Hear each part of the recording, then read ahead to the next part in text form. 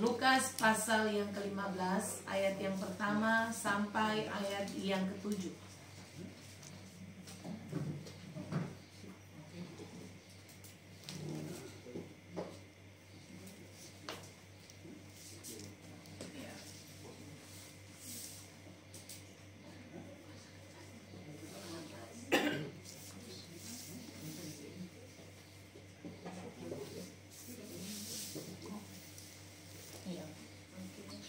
Ya, mari sudah semua Bapak Ibu sudah dapat? Lukas pasal yang ke-15 ayat 1 sampai ayat yang ke-7. Mari baca, bisa satu orang satu ayat. Demikian bunyi firman Tuhan. Perumpamaan tentang domba yang hilang. Para pemungut cukai dan orang-orang berdosa biasanya datang kepada Yesus untuk mendengarkan Dia. Maka bersungut-sungutlah orang-orang Farisi dan ahli Taurat, katanya, Ia menerima orang-orang berdosa dan makan bersama-sama dengan mereka. Lalu ia mengatakan perumpamaan kepada mereka. Siapakah di antara kamu yang mempunyai 100 ekor domba, dan jikalau ia kehilangan seekor di antaranya, tidak meninggalkan yang 99 ekor pada gurun, dan pergi mencari yang sesat itu sampai ia Dan kalau ia telah menemukannya, ia meletakkannya di atas bahunya dengan gembira. Dan setibanya di rumah, ia memanggil sahabat-sahabat dan tetangga-tetangganya, serta berkata kepada mereka, bersukacitalah bersama-sama dengan aku, sebab dombaku yang hilang itu telah kutemukan.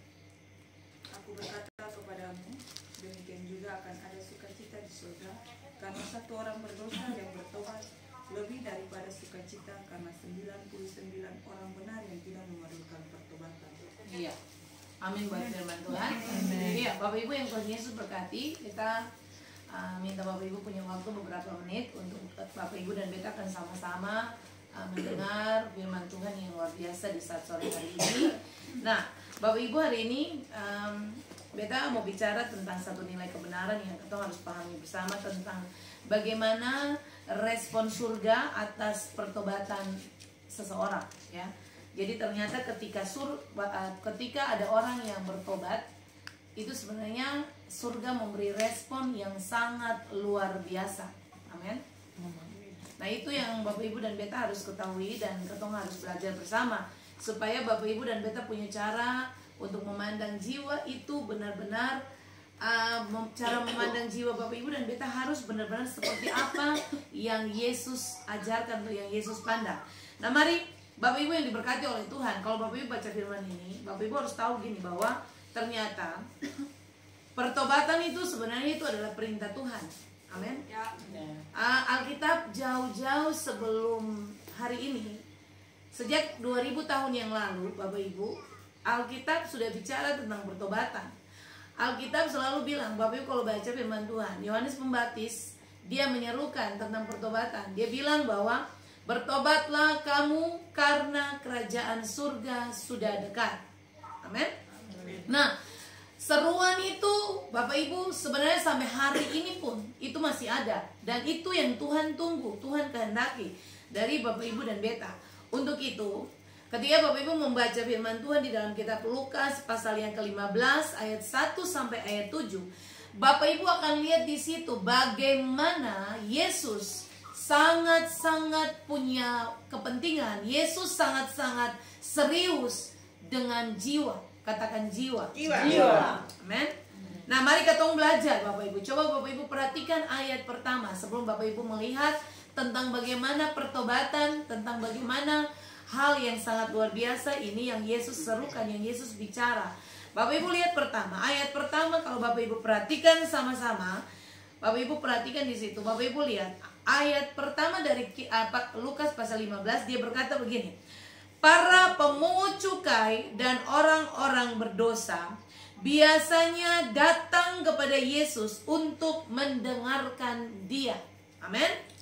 Nah, Bapak Ibu, para pemungut cukai dan orang berdosa di zaman itu, Bapak Ibu perhatikan, di zaman itu, kalau sampai Alkitab bilang para pemungut cukai dan orang berdosa, sebenarnya itu orang-orang yang tidak dihitung.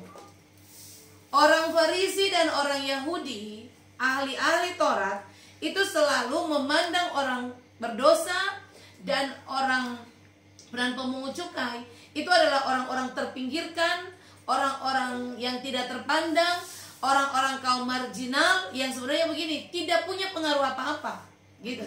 Makanya Bapak Ibu perhatikan firman Tuhan ini. Alkitab bilang begini, para pemungut cukai dan orang-orang berdosa ini punya satu kebiasaan begini, sering datang kepada Yesus. Betul? Di ayat pertama itu, mereka biasa datang kepada Yesus. Nah, Bapak Ibu kalau perhatikan kata biasanya datang itu diambil dari kata Yunani begini, egizo. Egizo, E-G-G-I-Z-O. Jadi tulisannya egizo itu diambil dari kata Yunani egizo yang arti katanya begini Bapak Ibu.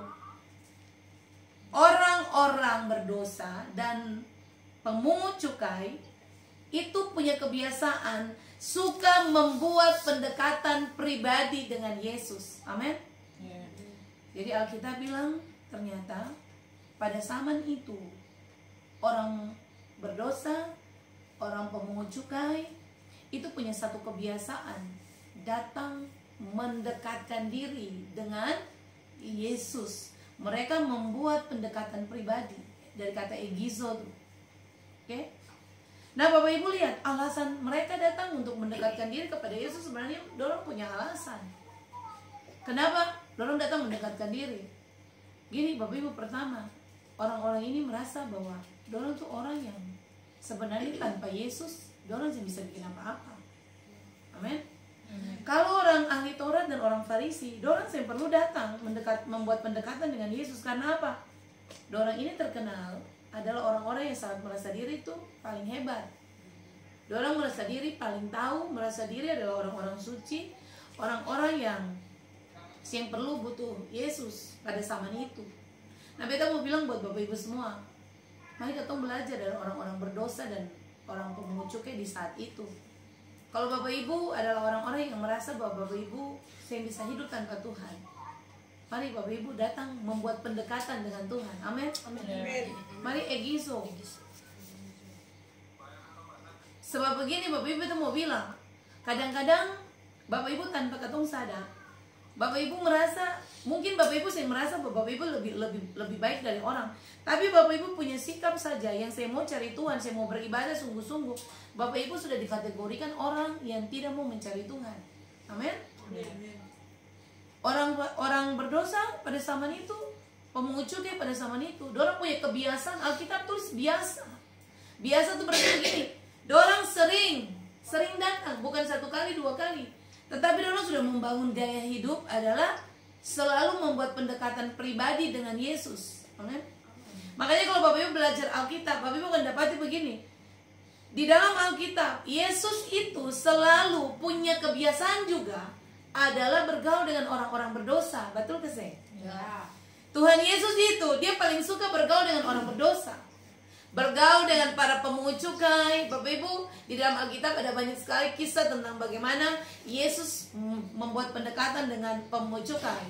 Salah satu adalah dengan Sakeus, kepala pemungut cukai, kepala pajak waktu itu. Kemudian dengan Matius pemungut cukai, dan orang-orang berdosa yang Yesus sering datang makan bersama-sama. Nah, kisah ini Bapak Ibu baca selanjutnya di ayat 2. Bapak Ibu akan dapati di situ apa yang orang Farisi bicarakan. Dia menerima orang-orang berdosa dan makan bersama-sama dengan mereka. Iya, Bapak Ibu. Orang Farisi bersungut karena apa?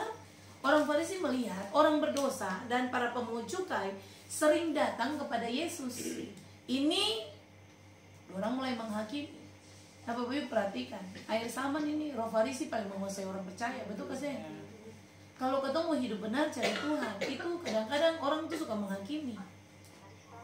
2000 tahun yang lalu kisah itu sudah terjadi. Sampai hari ini masih ada sih? Ada. Bahkan Roh Farisi paling kuat. Kalau Bapak Ibu mau hidup benar saja, di mana-mana pasti Bapak Ibu akan dicerita orang. Mau hidup sungguh-sungguh dengan Tuhan saja pasti orang saya suka. Ya. Karena apa Bapak Ibu? Karena orang lebih suka katong hidup berdosa daripada orang lebih suka katong hidup benar. Orang merasa kalau ketemu hidup dari ketemu kebiasaan lama, datang ke kehidupan yang baru, orang merasa ketemu paling aneh. Kenapa tiba-tiba dia bisa berubah begitu? Padahal Bapak Ibu, itu kehendak Tuhan. Katakan, itu kehendak Tuhan. Itu kehendak Tuhan. Bapak Ibu dan beta mau hidup benar, sebenarnya itu bukan karena katong punya keinginan, itu karena ya Tuhan punya kehendak. Makanya beta selalu bilang, Bapak Ibu menjelang akhir zaman, Bapak Ibu ingat firman yang pernah katong belajar bersama, bahwa orang yang fasik akan terus berlaku fasik, tapi orang benar itu pasti akan terus berlaku benar. Memang katong susah bisa rubah orang fasik, kalau memang itu sudah ditetapkan dari awal. Tapi Bapak Ibu yang hidup benar, biarlah beta berdoa supaya Bapak Ibu dan beta tetap melakukan kebenaran. Amin. Sampai Tuhan Yesus datang, katong punya kehidupan yang pernah berubah. Tetap ikut Tuhan dengan sungguh-sungguh. Amin. Berikan kemuliaan dulu Bapak Ibu buat Tuhan. Nah, mari Bapak Ibu perhatikan, beta jelaskan ayat pertama tadi sebelum beta lanjut di ayat yang berikut. Tadi beta bilang, orang Farisi dan orang berdosa dan para pemungut cukai pertama punya kebiasaan itu. Datang membuat pendekatan pribadi dengan Yesus. Bapak Ibu lihat di situ. Dorang datang dengan tujuan apa? Alkitab bilang apa? Untuk mendengar apa yang dikatakan oleh Yesus. Bapak Ibu yang Tuhan Yesus berkati, orang berdosa dan orang Farisi datang cari Yesus bukan dengan tujuan motivasi begini, datang supaya mujizat terjadi. Bukan datang supaya Tuhan itu tolong dorang saja. Tapi Bapak Ibu lihat dari kata yang Bapak Ibu baca di situ, datang mendengarkan dia, mendengarkan Yesus yang dimaksud di situ. Kata mendengar di situ Bapak Ibu itu diambil dari kata Yunani begini, ako uo. Tulisnya biasa ako-uo. Jadi orang Faris, orang berdosa dan pemungut cukai datang membuat pendekatan pribadi dengan Yesus dengan tujuan begini Bapak Ibu, mereka mendengarkan Yesus, mereka akuo. Amin. Nah, apakah akuo Bapak Ibu? Akuo punya pengertian begini, datang mendengar dalam kapasitas memahami apa yang Yesus bilang. Amin, amin. Amin. Jadi gini, orang berdosa dan pemungut cukai bukan gini Bapak Ibu, bukan cuma datang sekedar datang karena dengar orang bicara tentang Yesus. Oh, Yesus itu bisa bikin mujizat. Yesus itu bisa menyembuhkan orang sakit. Yesus itu bisa membuat orang lumpuh jadi berjalan, orang tuli mendengar, orang buta melihat. Tetapi dorang punya cara datang itu aku. Bapak Ibu lihat itu? Datang dengan dalam kapasitas mendengar lalu memahami apa yang Yesus bicara. Amin. Nah, itu yang Bapak Ibu dan beta harus lakukan. Katong semua yang hari-hari ini sering datang beribadah, mestinya datang katong aku. Amin. Amin. Amin. Bukan karena katong datang karena memenuhi katong punya jadwal ibadah, atau datang karena katong punya rutinitas beribadah. Tetapi ingat aku. Kalau beta datang ibadah, beta harus aku. Bilang begini masing-masing begitu. Beta datang, beta harus aku. Amin. Aku adalah begini, beta datang, beta dengar. Tapi dalam kapasitas beta harus pahami. Amin. Jadi Bapak Ibu, ibadah tidak sekedar Bapak Ibu beribadah biasa, tidak sekedar datang memenuhi rutinitas ibadah. Nah, orang kebanyakan di luar sana Bapak Ibu itu mau bilang bahwa orang kadang-kadang datang ibadah itu cuma begitu, betul gak sih? Ya. Apalagi ketemu menjelang perayaan Natal. Ini orang Kristen pada umumnya gini, sudah sangat terbiasa dengan merayakan Natal itu sebagai sebuah celebration, begitu ya? Ya, karena katong orang Kristen tanggal 25 Desember katong wajib merayakan Natal. Tapi katong tidak memaknai, katong tidak aku tidak merayakan Natal di dalam kapasitas memahami makna Natal. Betul gak sih? Jadi beta berharap setelah dengan pengajaran ini pulang, Bapak Ibu dan beta sudah mesti bilang buat katong punya diri, ingat, menghadiri satu perayaan atau menghadiri satu ibadah itu yang harus di otak katong adalah aku. Datang, tapi datang dengan kapasitas beta harus pahami apa yang Tuhan mau lewat firman Allah. Amin. Itu yang dilakukan oleh orang-orang berdosa dan pemungut cukai pada zaman itu. Nah, coba Bapak Ibu perhatikan, Alkitab bilang apa? Coba Bapak Ibu, kalau ayat ketiga sampai ayat ayat 3 sampai ayat yang ke-6 itu karena ada tanggapan miring Bapak Ibu. Ada respon yang negatif dari orang Farisi dan ahli Taurat. Makanya Yesus kasih sebuah sindiran halus. Dia memberikan satu perumpamaan. Yesus bilang begini, karena orang Farisi dan ahli Taurat bilang apa? Masa dia adalah Tuhan? Kenapa dia bisa bergaul dengan orang berdosa? Lalu Yesus bilang apa? Bapak Ibu, dia kasih satu perumpamaan kan? Dia bilang bahwa kalau seandainya ada orang yang punya domba, lalu satu hilang, pasti dia akan meninggalkan yang 99, lalu dia harus berusaha pergi mencari yang satu sampai dia ketemu satu itu, maka akan ada sukacita. Betul? Yesus bilang begitu. Yesus sedang bilang seakan-akan Yesus sedang bilang buat orang-orang Farisi dan ahli Taurat begini, jiwa itu sangat berharga. Amin. Yesus tidak pernah membuat perbedaan antara satu manusia dan satu manusia. Bapak Ibu lihat di situ. Dia sangat-sangat mengasihi semua orang. Makanya waktu orang Farisi merasa Yesus aneh, katanya Tuhan, katanya Nabi, katanya dia adalah juru selamat. Mengapa dia sing tahu kata orang-orang ini adalah latar belakang hidup semua orang berdosa? Yesus memetakan semua apa yang orang Farisi dan ahli Taurat bilang. Yesus bilang apa? Kalau satu domba saja hilang, pasti tinggalkan 99.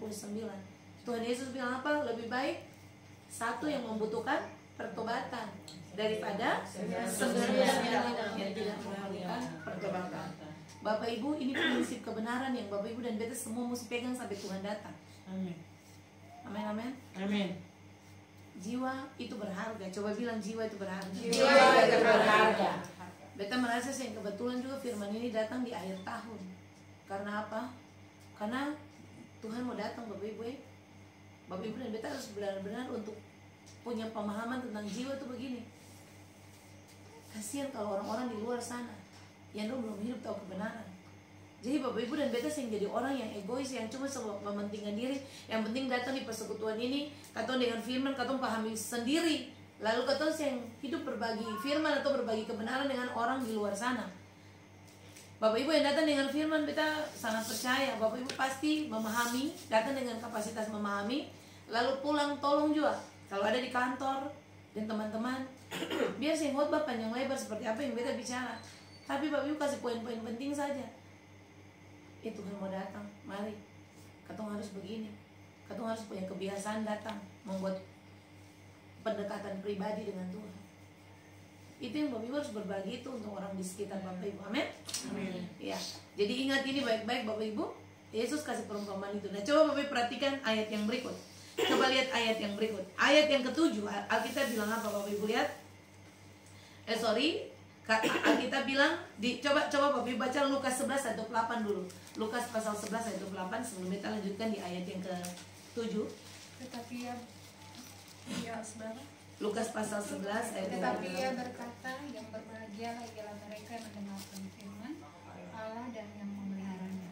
Iya, tadi beta bilang begini Bapak Ibu, orang-orang berdosa dan orang pemungut cukai pada waktu itu punya kebiasaan datang, membuat pendekatan pribadi dengan Yesus dalam kapasitas begini, datang untuk memahami apa yang Yesus bicara. Bapak Ibu, Lukas pasal 11 ayat 28 bilang apa? Orang yang mendengar firman Tuhan lalu memelihara, dia disebut apa? Berbahagia.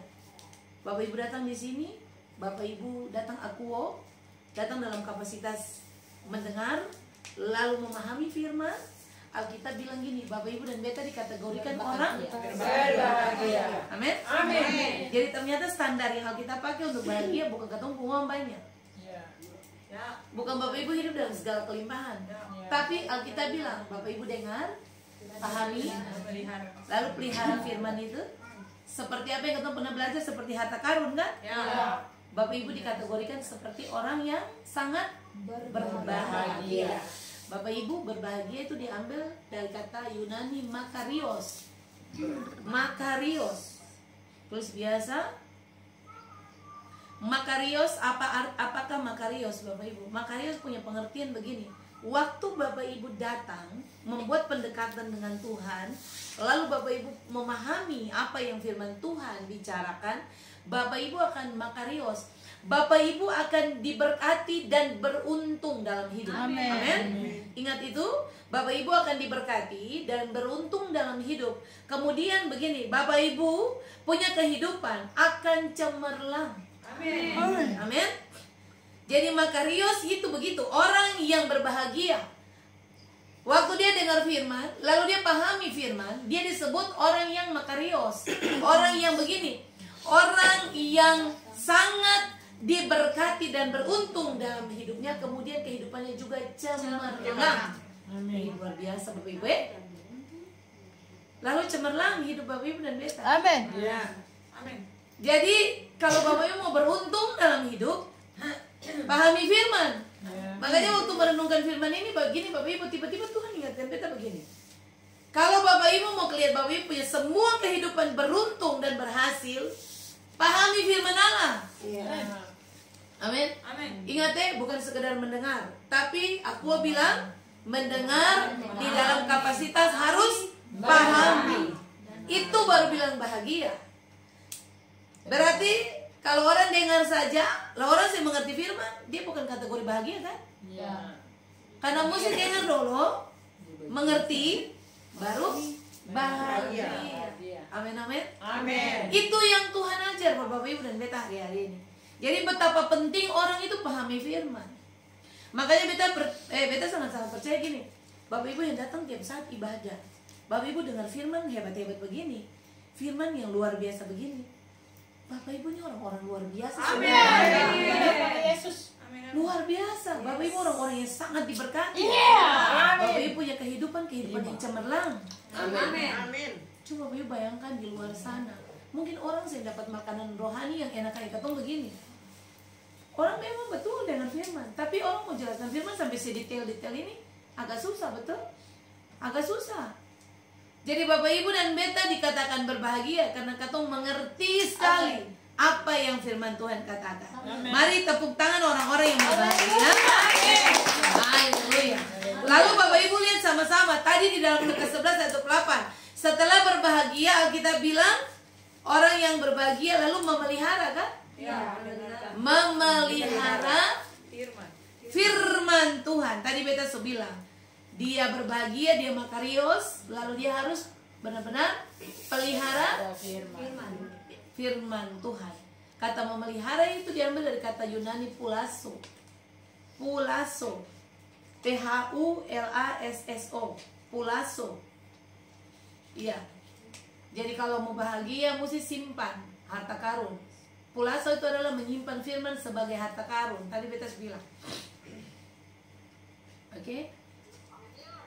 Pulasso.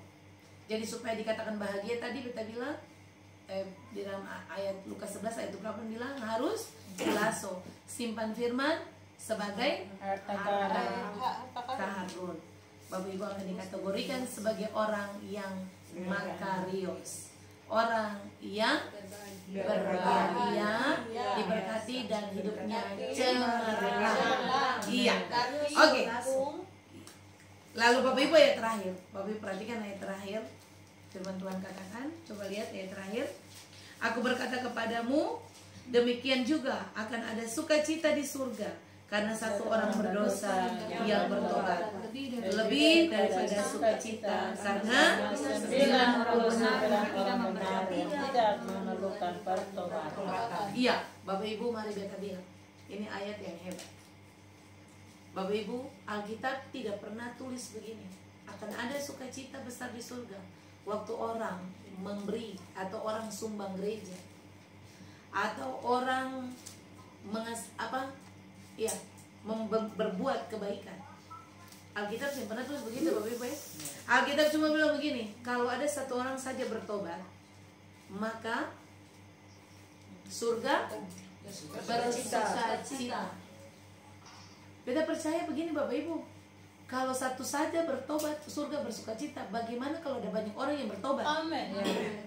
Kira-kira surga punya respon seperti apa? Ya, surga gempar, surga heboh.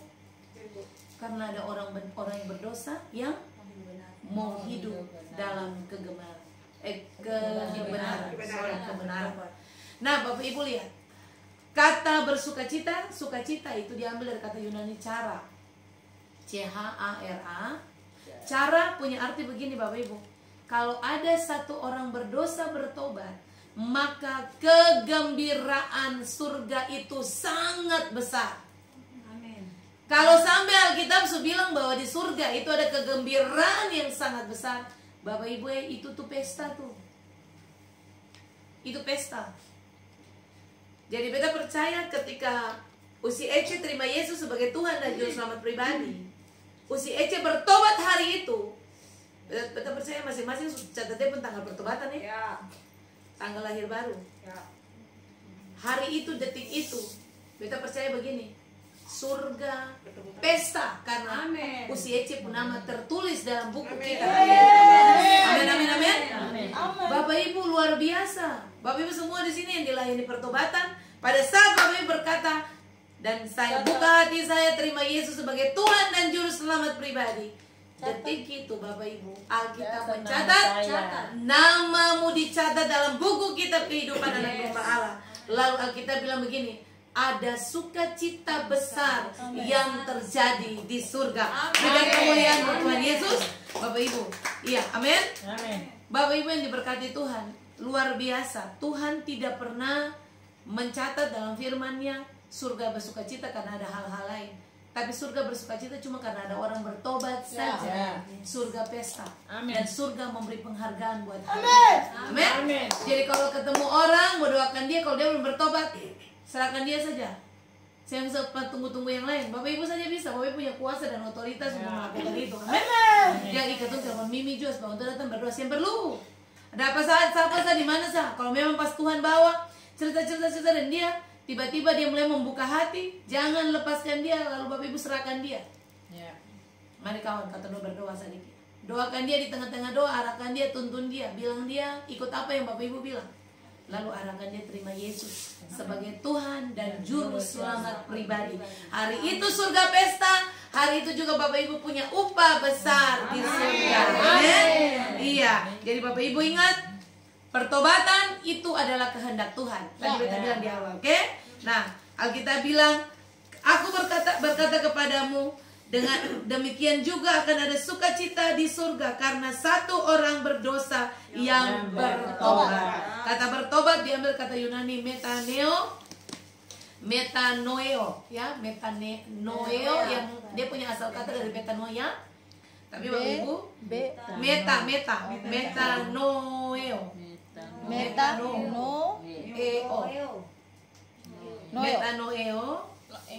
Ya. Artinya begini Bapak Ibu, orang surga akan bersukacita ketika orang itu berubah cara pikirnya. Pertobatan itu berubah cara pikir ya Bapak Ibu. Metanoia itu artinya berubah cara pikir. Jadi orang bertobat bukan bicara tentang dia merubah dia punya sikap hidup, tapi cara pikir yang harus berubah pertama. Mau rubah orang, rubah dia punya cara pikir. Yes, bring wash. Amin, amin. Bapak Ibu bisa menangkan orang kalau Bapak Ibu tidak bisa menangkan dia punya pikiran. That's right. Jadi kalau Bapak Ibu bersaksi, Bapak Ibu mau orang bertobat, ubah dia punya cara pikir tentang Tuhan. Kalau dia sudah paham tentang Tuhan, dia pasti berubah. Begitu, ya. Lalu orang akan surga akan bersukacita. Nah Bapak Ibu, lihat ini kesimpulan terakhir. Ada 3 hal yang beta simpulkan dari ketemu pengajaran hari ini untuk Bapak Ibu semua. Pertama gini Bapak Ibu, dari semua pembahasan dan semua firman yang Katong baca tadi, Bapak Ibu lihat, hal pertama yang Bapak Ibu dan beta perlu ingat bersama. Pertama gini, jangan jauh dari Tuhan. Amin. Amin. Mari milikilah roh yang seperti orang-orang berdosa dan pemungut cukai itu. Mereka adalah orang-orang yang selalu membuat pendekatan pribadi dengan Tuhan. Betul? Mereka adalah orang-orang yang igiso, selalu datang membuat pendekatan pribadi dengan Tuhan. Bapak Ibu dan beta harus punya respon. Cari Tuhan itu bukan bicara tentang bagaimana orang suruh-suruh, tapi Bapak Ibu punya kesadaran pribadi. Makanya beta bilang, katong sudah dewasa, katong sudah tahu. Kalau jam ibadah datang, saya perlu katong didorong-dorong, diingat-ingat, kasih ingat, harus ibadah, harus ibadah. Bapak Ibu harus egiso. Oke? Jangan jauh dari Tuhan. Ingat ketemu mau masuk 2021 Bapak Ibu, beta pesan ini. Katong sih pernah tahu tahun 2021 tuh apa yang terjadi katong pun hidup. Ingat itu sekali. Bapak Ibu dan beta pun hidup di tahun 2021 sih yang ada yang bisa prediksi. Hari ini katong ada sehat-sehat. Bisa jadi tahun 2021 sesuatu bisa terjadi atas katong. Ingat itu baik-baik. Jadi jangan pernah jauh dari Tuhan. Amin. Hanya orang-orang yang egiso Bapak Ibu, orang-orang yang suka bikin pendekatan pribadi dengan Tuhan, yang pun kebiasaan datang cari Tuhan, itu yang dipelihara. Ingat itu Bapak Ibu, itu orang-orang itu saja yang dipelihara. Bapak Ibu jauh dari Tuhan, Bapak Ibu akan hancur. Bapak Ibu jauh dari Tuhan, Bapak Ibu akan dibinasakan. Bapak Ibu jauh dari Tuhan, Bapak Ibu saya akan pernah lihat mujizat terjadi. Ingat itu. Tuhan hari-hari ini saya main-main. Beberapa kali di dalam doa Tuhan kasih ingat itu Bapak Ibu. 2021 semua skala kejadian di alam ini akan semakin meningkat. Jika Tuhan bisa main-main Bapak Ibu. Amin. Yang kedua begini Bapak Ibu. Yang kedua yang kita harus ingat bersama. Sadarilah begini, tanpa Tuhan Bapak Ibu dan beta bukan siapa-siapa. Amin. Katong mesti sadari itu. Di dalam katong punya perenungan, di dalam katong punya kehidupan, Bapak Ibu duduk, Bapak Ibu di meja makan, Bapak Ibu di tempat tidur. Beta berharap perenungan ini harus ada. Bapak Ibu merenung, kalau bukan Tuhan, katong bukan siapa-siapa. Bapak Ibu tahu kalau Tuhan lepas tangan sedikit saja, atau Tuhan angkat pagar perlindungan sedikit saja, selesai katong punya hidup. Amin. Kita berharap firman ini jadi perenungan akhir tahun yang datang. Bapak Ibu pulang, Bapak Ibu renungkan. Pertama, jangan pernah jauh dari Tuhan. Amin. Yang kedua, sadarilah tanpa Tuhan Bapak Ibu bukan siapa. Amin. Yang terakhir, yang ketiga, mari kita punya komitmen. Bangun komitmen, cari Tuhan dengan sungguh-sungguh. Amin. Cari Tuhan itu bukan bicara tentang kita punya mood, ya, mood baik cari Tuhan, atau kita lagi butuh, kita lagi menderita, kita cari Tuhan. Tapi ketika kita diberkati, ketika Tuhan jawab kita punya doa, kita pikas tinggal Tuhan. Itu bukan begitu. Cari Tuhan itu bicara komitmen. Jadi ketika kita sudah berkomitmen, ingat itu, Bapak Ibu sudah bikin kontrak. Sampai Bapak Ibu pun apa selesai dari dunia ini, baru Bapak Ibu selesai kontrak dengan Tuhan. Amin. Amin. Iya. Cari Tuhan itu bukan bicara tentang datang, lalu nanti kalau macam dalam keadaan ada suka datang lagi, baru datang lagi. Itu orang-orang yang sebenarnya yang dipakai tuh. Jadi datang cari Tuhan tuh begitu, harus berkomitmen, bilang buat diri, ini memang sudah waktu beta harus datang buat Tuhan. Dalam keadaan senang, dalam keadaan susah, beta harus cari Tuhan. Dalam keadaan diberkati, tidak diberkati, harus cari Tuhan. Dalam keadaan sakit, dalam keadaan sehat. Amin. Langkah. Cari Tuhan. Bapak Ibu datang kalau umpamanya Tuhan izinkan ada gesekan di dalam persekutuan, datang kan? Bapak Ibu bukan datang karena Bapak Ibu marah Tuhan. Beta selalu bilang, Bapak Ibu, ini kesaksian. Beta bergereja itu sudah lama di beta pun gereja yang sekarang dari tahun 2002. Itu banyak gesekan.